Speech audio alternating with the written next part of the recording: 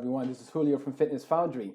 And before I go any further, if you could be nice enough and hit that subscribe button so you can get the latest and greatest videos. So in this short video, I wanted to give a different perspective or a different angle on how to use social media as a big platform for education, personal fulfillment, and not necessarily any monetary gain. When I started using social media, Facebook and the internet, and I had a website, the quality was not the best. I didn't have the money to hire someone who was, professional. What I wanted was just to buy the website, which was, I call it virtual real estate again. And from there, I started to create content. The topics range from weight loss, corrective exercises, specialized exercises, say if it's for an Olympic lift. At the end of the day, I just really wanted to provide content.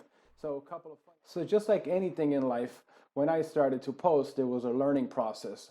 I learned the basics that it's important to get an editor, proofread, etc. But at the end of the day, it was always important for me not to sacrifice the content. You're going to find a lot of services for building your business and sales. This video is not about building your business or sales.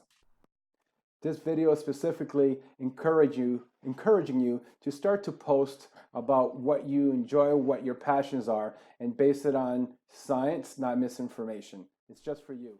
So what's the requirement to start posting content that you love or you have a passion for? It's time. That's the bottom line, is time, is making time to create. So if you're interested in learning more about how to become an A-list personal trainer, this is one of the chapters that I actually have in there, how to use the internet and why I call it virtual real estate.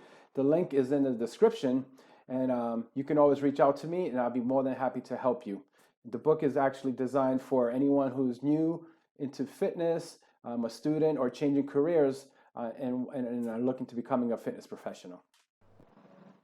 I really believe that if you're watching this video, there's something inside you that also wants to be a creator or start writing.